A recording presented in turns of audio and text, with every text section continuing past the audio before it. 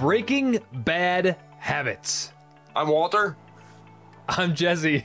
And this is DIY Detail Podcast. No, I'm Ivan, and that's Nick. Today we're going to go over some bad habits that people have acquired over time as detailing has progressed. And no, I'm not Walter. I actually haven't even seen the TV series, but I get accused of being Walter White a lot of the time, so I'll have to actually watch the series one day. The comments that we've get, you're Walter White, I'm Jesse Pinkman from the series Breaking Bad, is kind of funny. It makes me crack up a little bit. And I thought to myself, I was just sitting there thinking one night, and I'm like, Breaking Bad habits. Ivan's often given me criticisms or critiques or pointers on how to detail. I'm like, that would be a good jumping off point for you to maybe point out some of my bad habits, but also some of the bad habits that just hold everybody back, whether they're driveway detailers or people who want to detail for money. What are some of the bad habits that you've seen detailers have that we think people watching can hear about, learn from, and use? And just be better detailers. Exactly. The first one, and this is almost a competitive sport in detailing, and that's overthinking things. People overthink this way too much. Detailing is fun. Detailing should be enjoyable. It should be relaxing. It shouldn't be this stressful thing that if I don't do it this way, if I don't do it this way, I read this. No, calm down, relax, take a deep breath, enjoy, have a clean car. Overthinking is a real problem. Yeah, and I've been victim to it. You've been victim to it. And just about anyone that's gone down the YouTube detailing rabbit hole or Facebook detailing rabbit hole has overthought something at some point or every time they do a detail. And that is something that we all struggle with, because if you're into detailing, there's a good chance there's a little part of you that's OCD and a little part of you that's ADHD and all those little acronyms that just mean you really pay attention to stuff. And overthinking it just is part of it. There are people that get so enveloped with overthinking that it actually stops them from detailing, because now they have way too much sensory input. They have no idea what to do because this person says do it this way, this person says do it that way, another person says to do it that way, and you need this chemical. If you don't have this chemical, you're not good, and if you don't have this tool, you can't do it, etc., etc., etc. It just becomes overwhelming. Calm down. You're just washing your car. It's not that, you're not saving someone's life here. You might be saving their date, you might be saving their weekend, but you're not saving someone's life here. So just calm down, take a deep breath, and you're cleaning a car. Don't overthink it. The danger is you might ruin someone's paint. You might ruin someone's interior if you mess it up. And that's why the methods that we teach are so simple. And on interiors, I wanted to maybe go to the next kind of bad habit that folks use. They either use too much product, so they're over applying with they just say one spray or 1 ounce, and people do it times 4, right? So it's either too aggressive or too much product. Can we go into that discussion? Yeah. So basically, as manufacturers, we do a lot of R&D. We do a lot of testing, and we test stuff to make sure it works. And one of the things that we've always tested for is quantity usage. And a lot of companies will actually encourage this bad habit by saying, oh yeah, if 1 ounce is good, use 4, even better. With us, when we tell you to use ½ an ounce per gallon of rinse less wash, that's what we're saying. We're not saying to just go glug glug with the bottle. It's not going to help you. Our sprayers are actually metered to our products. Our sprayers put out 1 milliliter or 1.1 milliliter per spray. Most sprayers on the market put out 1.4 or 1.6. Some are even up to 2. So when you get those fancy, aftermarket bottles, you're actually wasting product and you're using too much. And then when you use too much product, you're not having the satisfactory experience that you should have with the product, because it's designed to be used at that product level. Same thing with other manufacturers. If they're providing a sprayer for it, that is probably been metered to use with that product. And there are some companies that they'll have 5 or 6 different sprayers for different products because they've actually done the testing.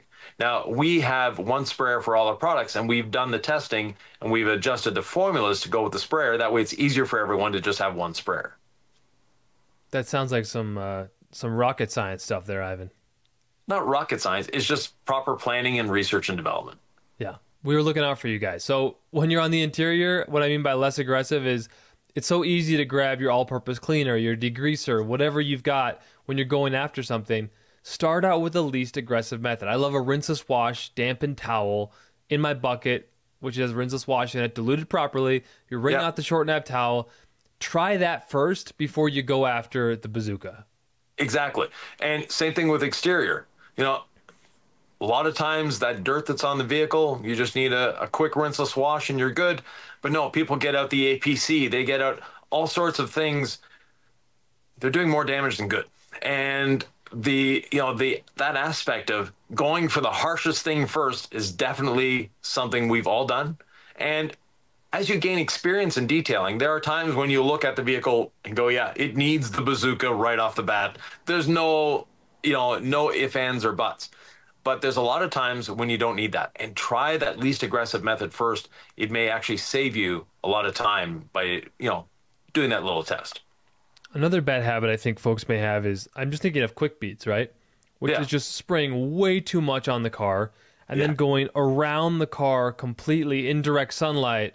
I think there's just something to being a little overly ambitious when you're a little bit new into detailing. I like to start small sections. You learn from experience, not just from what we're telling you, but when you work in small sections, you can sort of manage things. And really that is not letting things dry on you too quickly. Exactly. And, that is a bad habit. Working outside isn't a bad habit. Not adjusting your technique for working outside is the bad habit. I've washed cars in the sun. You've washed cars in the sun. We even get asked on our channel, why don't you guys do a video outside? And we have done a couple videos outside. But the main reason we don't do them is poor audio quality, poor lighting, and no control over our environment. But the techniques are the same. It's just you have to adapt your technique just a little bit to working in direct sunlight. And that could be as simple as if you're working, let's say, late afternoon, one side of the car will be in full sun, the other car will be in the shade. And it's the car shading itself. You don't need to be under a tree. It's just the shade. Do half the car, flip the car around. It's not that hard to do. And work in smaller sections. It's just you need to adapt to the environment you're in. Other people, they need to wash their car when it's -10 outside. Just wait till it warms up a little bit. You don't have to wash your car, or take it through a touch-free car wash. Or if you absolutely have to for some reason, then yeah, you're going to have to adapt to that situation. Working in extreme cold is just like working in extreme sun or heat. You need to work smaller sections. So how do they do half the car, Ivan? Do they do half the hood? Do they do half the hatch?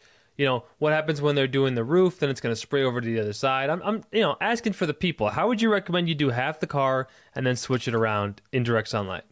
So if you're working in direct sunlight, the foam cannon is not your best friend.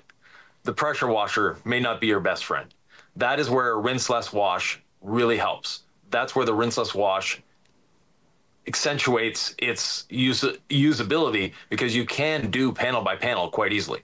And if your car isn't dirty, it's just dusty, you just have a bit of pollen on it, you can even use our waterless wash. But, for working outside in direct sunlight or in extreme cold, same deal. The rinseless wash is the best tool for the job. And choosing the best tool for the job is part of doing your detailing. 100%. All right, more bad habits, Ivan, that are holding folks back from having the time of their lives, making money, doing the job well. The hoarding of products. Ooh, okay. We're all guilty of this. I was in Pan's shop earlier this week, and we see that shelf that Pan has. Yeah. It's just full of different products, and they're all products he uses. He has a room, not just a shelf. He has a room full of products that people send him that he tests and tries. And if he likes it, he gives, does something with it. If he doesn't like it, he gives it away. But basically, that mentality of, I got to try this, I got to try that, I got to try that.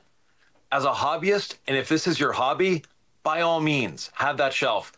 Get all the products, try all the products, have fun with them. As long as you're not breaking the family budget doing it.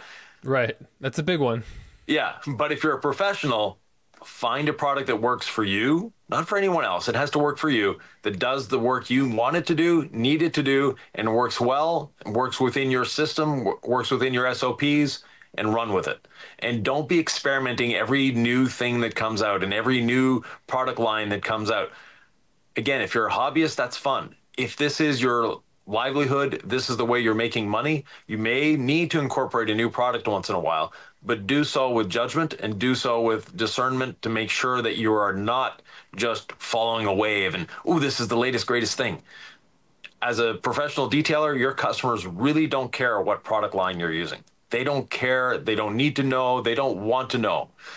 So that is something that, as a hobbyist, by all means, have that shelf, have that room, have that, beautiful display of all the products that you look like you have more products than the big box store down the street.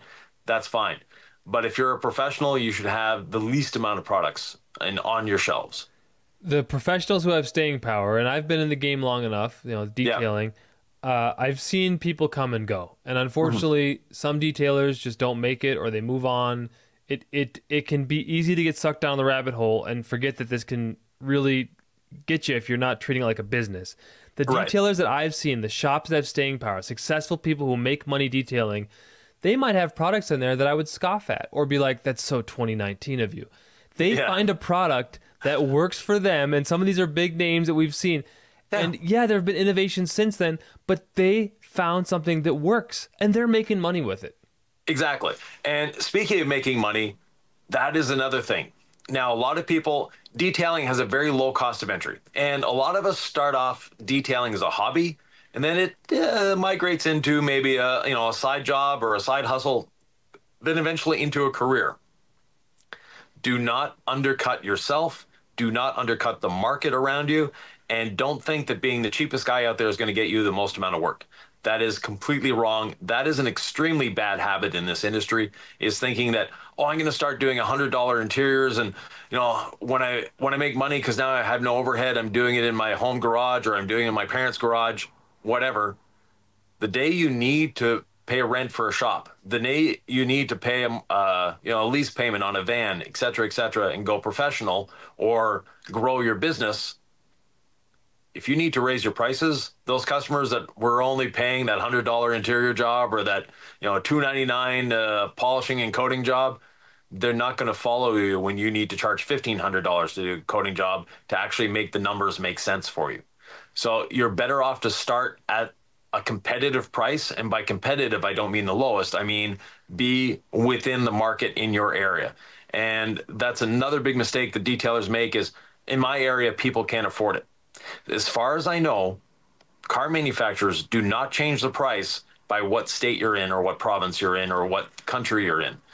If you follow the exchange rates, it's pretty much even across the world. And I've been in some very poor countries that are technically, to us as North Americans, we look at them as not a third world country, but the people aren't known for being rich in that country. They charge as much, if not more, for detailing than we do in North America. So the person that say, I'm in a country, I'm in a small community in the middle of a farm country, I can't charge as much as the guy in the city. You're probably wrong. So that is a big mistake that a lot of people make. Charge what you're worth, charge what you need to charge to make a living, and calculate your hourly cost. It's something that's easy to do. And a lot of people have not done it. And when they do it, they start panicking because I've lost all this money over these years. So, yeah. I noticed that when I started detailing with you a few years back for DIY detail, I would be missing spots on panels, which to me didn't seem like a huge deal. And then I was sort of inefficient in the way that I rinsed off. It'd be a little bit of this panel. And in my head, I'm like, eventually I'm going to get it all. And I'll hit every spot eventually is what I thought. If I miss it in the wash, maybe I'll catch it with my drying aid or something. Not quite like that. But the sense was, by the time it's over, it'll still look good. Talk about that, kind of the methodical nature of how you do things versus, kind of the more haphazard thing you do at first as you start to detail. Yeah, so efficiency actually breeds quality. And being efficient doesn't mean cutting corners. Being efficient means reducing the number of steps and reducing the possibility of errors that you're doing in your process.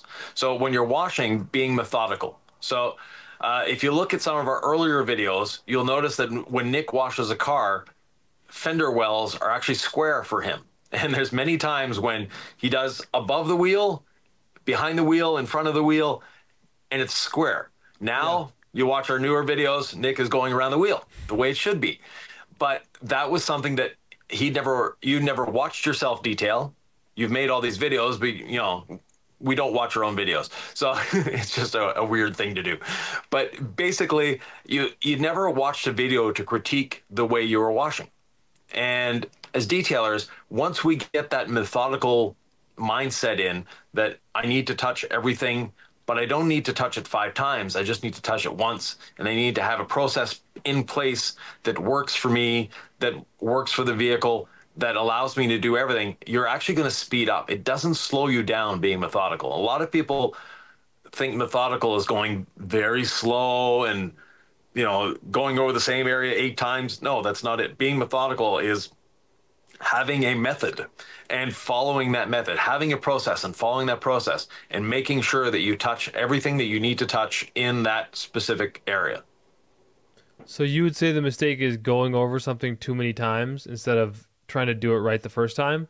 Yeah, do it right the first time. It takes a lot less time to do it once than it does to do it 2, 3, 4, or 5 times. So, and it makes it more fun. You have an issue, like when you were doing the square wheel wells, okay?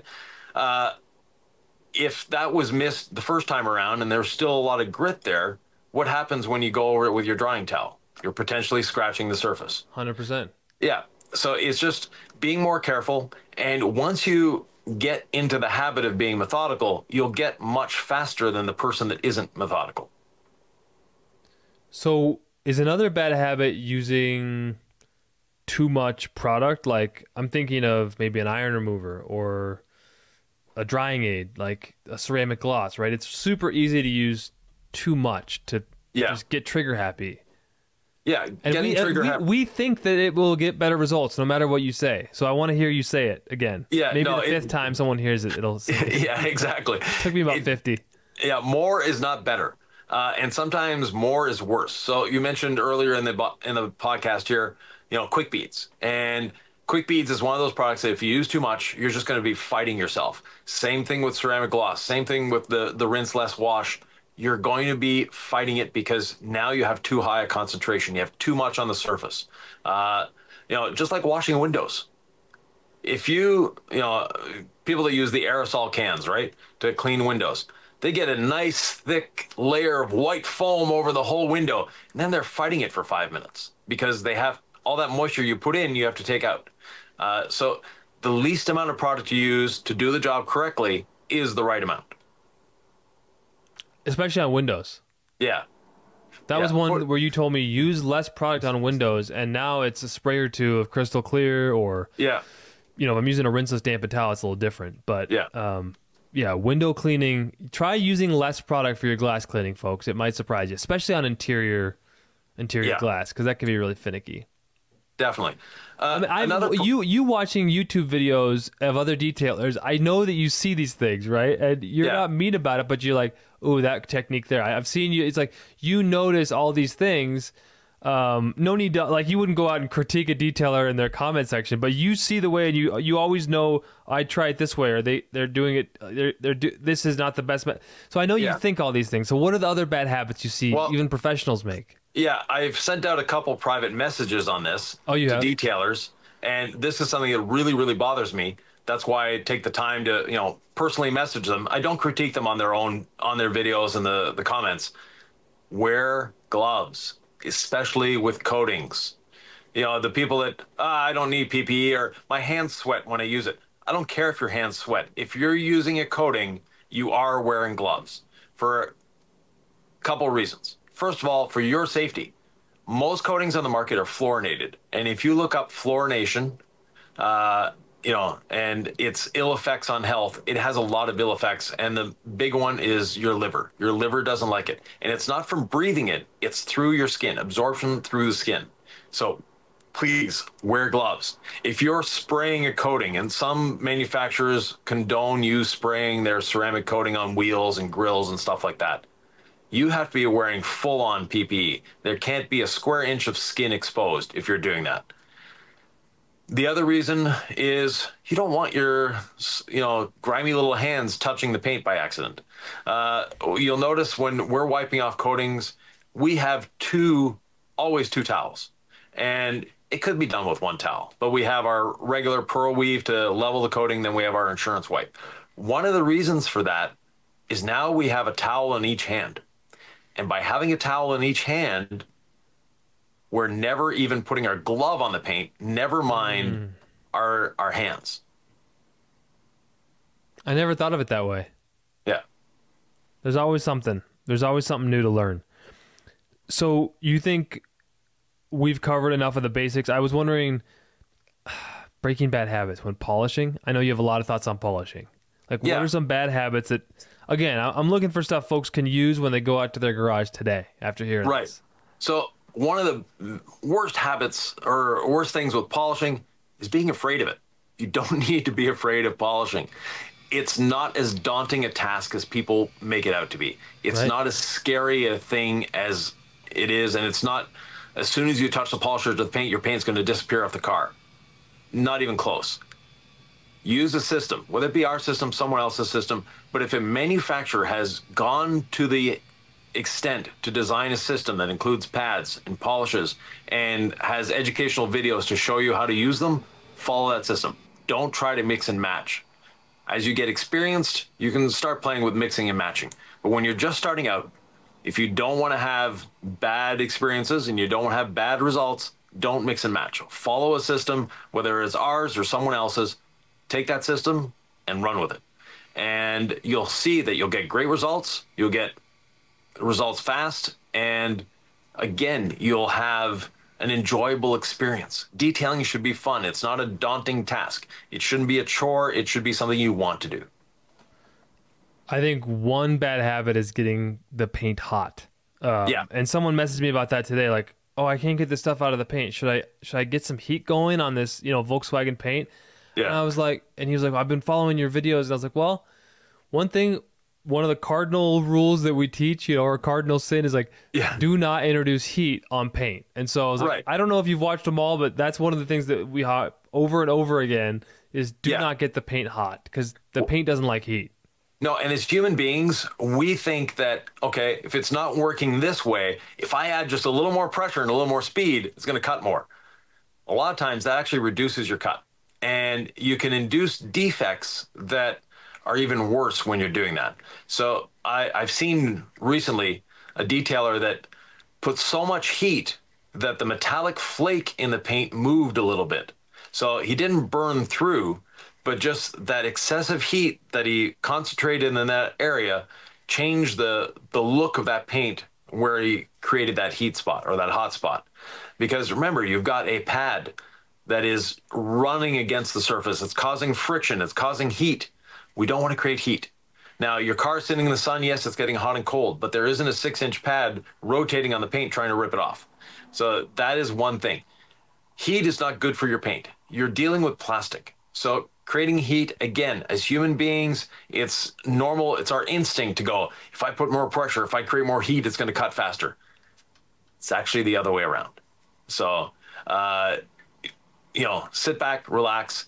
And that defect, and this is another, bad habit in this industry, is trying to make paint perfect.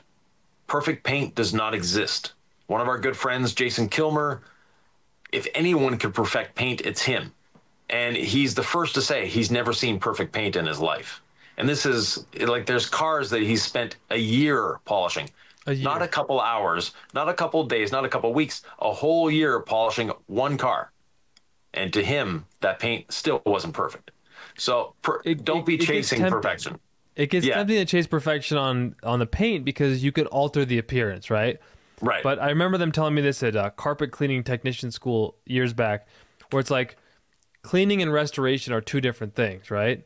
Right. Like if you look at a carpet fiber and it's been ground down with dirt, right? And that carpet fiber was coated, but you step on the dirt and that's like a jagged edge. So essentially you're like sanding down the fiber.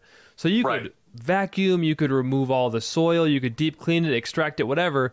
But those carpet fibers, once they're damaged, cannot be polished, right? At that level, you don't polish carpet fibers, obviously.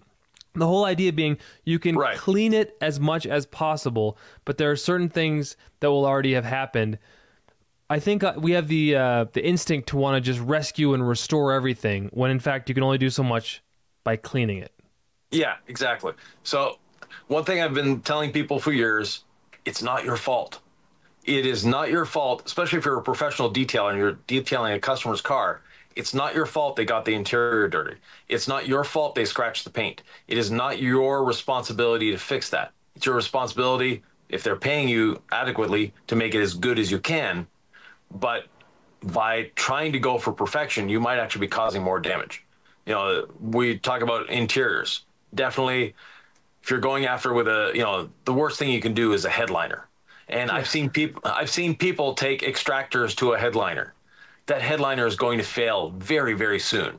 Steamers, the same thing. Take a steamer to a headliner, there's a good chance it's going to fail sooner than later. So on the interior, you're trying to get rid of dirt. You're not trying to get rid necessarily of stains. Staining is a permanent thing. Your carpet fiber, let's say you have a beige carpet. It didn't come out of the factory beige. When they're making those fibers, they're sort of an off-white color. Then they add a stain to them or a dye to make it that color. When you drop that red Kool-Aid or that red Gatorade on the back seat, that is also a dye. And that dye supersedes the other dye that's there. So that's one thing. And on the exterior, same thing, a scratch. People say, I'm removing the scratch. You are not removing a scratch in paint. You're removing the clear coat around the scratch to the level of the scratch. Just like we say in life, if you're arguing with an idiot, the idiot's always going to win because they have more experience being an idiot, right? Well, it's the same thing. If you're trying to remove a scratch, you're damaging all that surface around the scratch to the level of the damage the scratch created. You're not filling in the scratch. You're not making the scratch better. You're taking paint away around the scratch. So you have to look at it that way. Am I actually removing a defect, or am I just creating a way, way bigger defect? That's a good point. That's a good point. And we were thinking about the interiors too. One bad habit is introducing just too much moisture. I mean, I still like hot water extraction in certain situations. I think it does the best deep clean of carpets and nasty old cloth seats. Some of which may not have the sensors that I know you're maybe about to mention, because there's so many. There's heating in seats and there's occupancy sensors. Like, there's so much going on now that you probably don't want to get it super wet, right? And I remember bringing someone on in my old shop days, and a lot of steam was going on around electronics. And then we'd have to move the car outside, and we got a complaint of some electronics failing. And I was like, that's never happened when I was doing it before. But sure enough, the other guy and our new tech were getting real friendly with the steamer on electronics, and then putting it out in the winter. And I think some things were freezing in there, and it was like, well, I never did it that way. But anyway, who knows, right? It's just too much moisture could be dangerous inside of cars. Yeah, every drop of water you bring into the car, you have to take out of the car somehow. So it's something that we need to be conscious of. And like you said, seats, we have occupancy sensors, we have heaters, we have blowers in them now, we have air conditioning in the seats, we have airbags, we have all sorts of things going on in a seat that really, moisture is not your best friend around a seat. So be careful with that. And a lot of things, a lot of detailers, they see dirt on the carpet. The first thing they'll do is spray it with a liquid. Try getting it out dry first. You might be surprised how much you can get out dry just by vacuuming and brushing, because a lot of times it's not stained, it's just dirt. And by not introducing moisture, you're not converting that dry dirt into mud. Whether it's a drill brush or just a stiff bristle brush in your hand, you can really work that fiber and vacuum at the same time and just see what comes out. Exactly. You'd be surprised, because you don't want to turn that to mud. One really basic thing that I know that we mention a lot, but I would be remiss if I didn't mention it. We teach the foam rinse foam method, right? And one thing I see on YouTube all the time, and it may look good, is guys and gals, they don't pre-treat the panel and they just hit it with a pressure washer. And that's driving the dirt, the sand, the grit, whatever's on there, sand, I don't know. But they're driving it into the surface at whatever pounds per square inch, whatever the PSI number is on their pressure washer. Right.